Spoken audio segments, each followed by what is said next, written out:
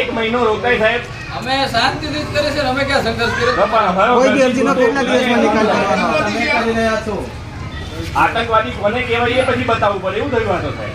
હવે રાત તે દિવસની ઘટનાની અંદર સાહેબ તમે પૂરી વિગત જાણો છો? એક મિનિટ સાહેબ, એક મિનિટ વાત ના. તે દિવસની ઘટના કઈ પ્રકાર હતી સાહેબ? રાત્રે આદિવાસી સમાજ રાત્રે ભેગું થયું હતું કે પછી દિવસે ભેગું થયું હતું? રાત્રે કોણ કાર્ય કરતું હતું? રાત્રિનો 5:30 વાગ્યાના કાર્યની અંદર કોણ હતું? સાહેબ બધું જ ખબર છે, તમે આવો એક લીટીમાં વાક્ય ના બતાવો સાહેબ. અમે તો દિવસે ત્યાં માલ વાર નીકળે હતો એને અમે સાફ સફાઈનું કામ કરતા હતા ને. એ લોકોએ જે કર્યું છે એને સાફ સફાઈ કરવાનું કામ અરે હાજર જ હતા ને. યાદ કરે એ તો છે નથી સાહેબ, રૂબરૂ બતાવે. આપણે હવે સાહેબને યાદ કરાવી એ તો સ્વાભાવિક છે. અને લેંગ્વેજ પરથી માણસ કેવી રીતે એનો હાવભાવ બોલવાનો કેવો છે એના પરથી જ ખબર પડી જાય કે હવે મંત્રી છે, મંત્રીના મોઢાથી આવું બોલાય છે તો એ આટલી મોટી પદવી પર છે સાહેબ. તમે બી વિચાર કરો યાર જરા. અમે બી થોડું ઘણું ભણ્યા છે, અમે બી ગ્રેજ્યુએટ કરેલા છે. તમે કઈ થોડી તો કાયદાની અમને સમજ પડે છે. બધા નજરે દેખીને તમે દેખીને આપણને ખબર પડે કે ભાઈ એવું આખું બોલ્યા છે. કાયદેસર જવાબ જ નથી આ તમારો. કાયદેસર જવાબ કઈ હોય? ગુનો નથી બનતો, બસ એવી રીતે લખાણ લઈ લો. અરે પણ એ તો ના જ લઈએ ને. તમારો જવાબ આવો હોય તો સાહેબ કઈ લઈએ? હે લઈ લ્યો તો. અરે મારું સાંભળો ને સાહેબ, તમને ના લેવાય આવો જવાબ. સાંભળો છો તો પાછો બી સાંભળો છો. હું તમને સાહેબ એમ કહું છું, આ ગુનો નથી બનતો એવું તમે કયા એંગલે કહો છો? એમ કહો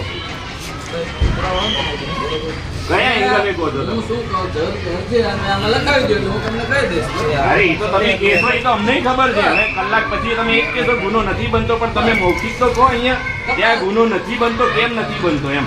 સાહેબ અમે હે ને આખા ભારતના બધા પોલીસ સ્ટેશનોમાં બધી જગ્યાએ ફરીએ છીએ સાહેબ. દરેક જગ્યાએ પીઆઈ હોય કે ટીઆઈ એ સ્પષ્ટ કહે છે કે આમાં ગુનો નથી બનતો, સમજાવે છે. આટલા બધા સમજાવી દો ને કે આ ગુનો આટલા માટે નથી બનતો એમ. અરે એ મૌખિક સમજાવી દો ને સાહેબ કે ગુનો નથી બનતો.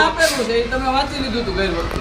અરે એ તો હાથ જોડીને પણ એ બી તો કહો તો ખરા. એમાં લખેલું હતું, મેં આપી દીધું તમને કેવા કારણસર જ બનતો. પણ એ અમને સમજાવી દો ને કદાચ અમે કાયદા ના જાણતા હોય તો. તમને પૂરું થઈ ગઈ વાત. નીતિ તો લખજો પણ સમજાવી દો અહીંયા.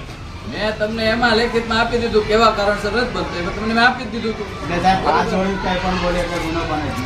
હાથ જોડીને એમાં ક્યાંય વાત જ નથી થઈ.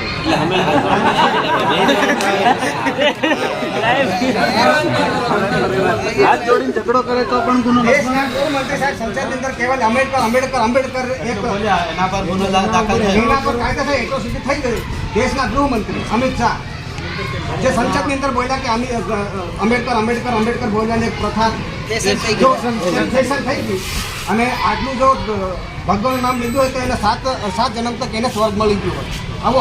આવું અમિત શાહ જે બોલ્યા તો એના પર એટ્રોસિટી થઈ શકે છે. અને અમે તો નિર્દોષ હતા, કોઈને ગાળી ગલોચ બી નથી કરી. અમે તો એ લોકોએ રાત્રિના સમયે આ કાંડ કર્યો, એને સાફ સફાઈનું કામ કરવા આદિવાસી સમાજ ભેગો થાય તો ત્યાં આતંકવાદી થઈ ગયું. આતંકવાદીનું રહસ્ય હશે એના પછી આતંકવાદીની પરિભાષા અમને સમજાવો. પછી આતંકવાદી શું કહેવાય? કઈ રીતે કહેવાય આતંકવાદી? આતંકવાદી આ બોર્ડરો ઉપર બધા બોમ્બ ફોડે ને જાહેર પ્રોપર્ટીને માણસોને મારવાનું કામ કરે એને કહેવાય છે કે પછી આ સાહેબને જે નથી લાગતા તો સાહેબ જ કહે છે. આપણે કઈ જવાબ દેવા કઈ રીતના નથી લાગે એ જ મેં તમને કહી દીધું, તમે જવાબ લખાવી. અમે તો જવાબ સર લખેલા છે. અમે જવાબ તમને એક રીતે કહેતા તમે કીધું એટલે અમે જવાબ આપીશું. વિચારી લો એક વસ્તુ બીજી છે.